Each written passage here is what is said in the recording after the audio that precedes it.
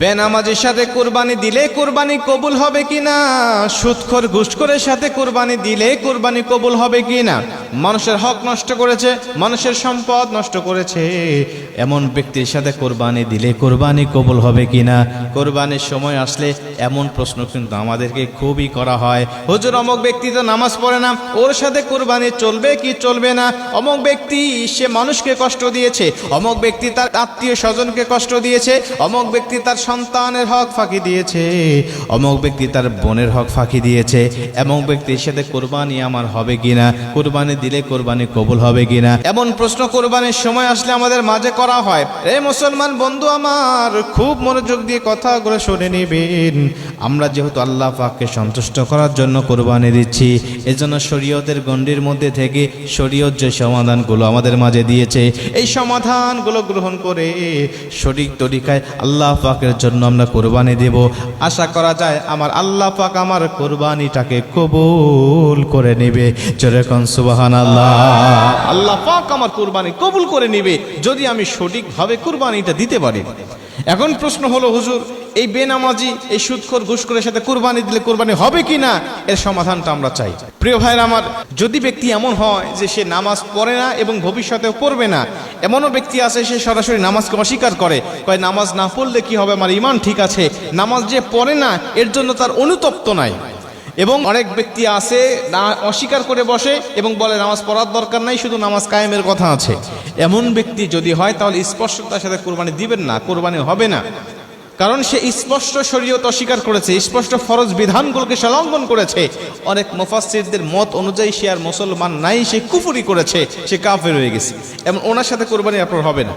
কিন্তু যদি এমন হয় যে সে ব্যক্তি মাঝে মাঝে নামাজ পড়ে, মাঝে মাঝে পড়ে না, কিন্তু সে পড়ে না বলে তার মধ্যে অনুতপ্ততা আছে, তার মধ্যে ভয় আছে যে আরে আমি গুনাহগার হচ্ছি, আমি নামাজ পড়তেছি না, এমন ব্যক্তির সাথেও আপনি কোরবানি প্রথমে দিবেন না। আপনি চিন্তা করবেন সর্বপ্রথম একাকী কোরবানি দেওয়ার জন্য, কোরবানির একাকী দেওয়ার জন্য আপনি চেষ্টা করবেন। যদি না থাকে তাহলে ভাগে যদি দিতে হয়, তাহলে আপনি দেখবেন যারা নামাজ কালাম পড়ে, যারা ইসলামের গণ্ডির মধ্যে থাকে, এমন ব্যক্তিকে খুঁজে বের করা, এদের সাথে আপনি কোরবানি দেওয়ার চেষ্টা করবেন। এদেরকেও যদি আপনি না পান তাহলে ওই সমস্ত ব্যক্তিদেরকে আপনি ইসলামের দাওয়াত দিয়ে তারপরে আপনি তার সাথে কোরবানি দিতে পারেন।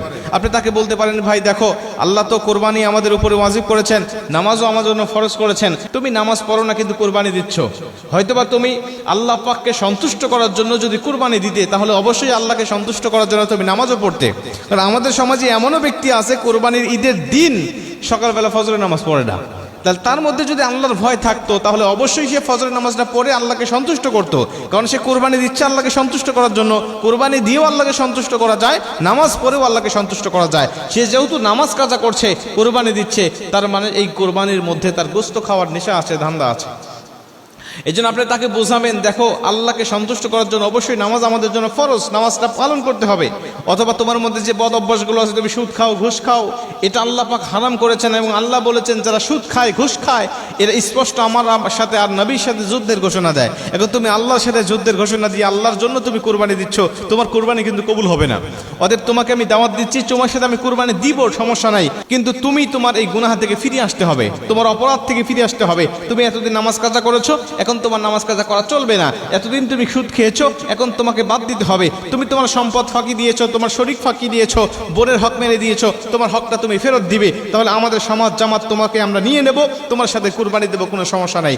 এমন শর্ত দিয়ে বা এমন দাওয়াত দিয়ে যদি আপনি তার সাথে কুরবানি দেন, সে যদি সংশোধন হয়ে যায়, আল্লাহ আপনার কুরবানিও কবুল করবে, তার কুরবানিও কবুল করবে। কিন্তু তার মনের মধ্যে যদি থাকে দুর্নীতি, মনের মধ্যে যদি থাকে তার অন্য কিছু, যে আল্লাহকে সন্তুষ্ট নয় এবং গোশত খাবো বা সামাজিকতা রক্ষার জন্য আমি কোরবানি দেব, তাহলে তার কোরবানি কবুল হবে না, এটা ঠিক। কিন্তু আপনি কোরবানি দেওয়ার কারণে আপনার কোরবানি হয়ে যাবে।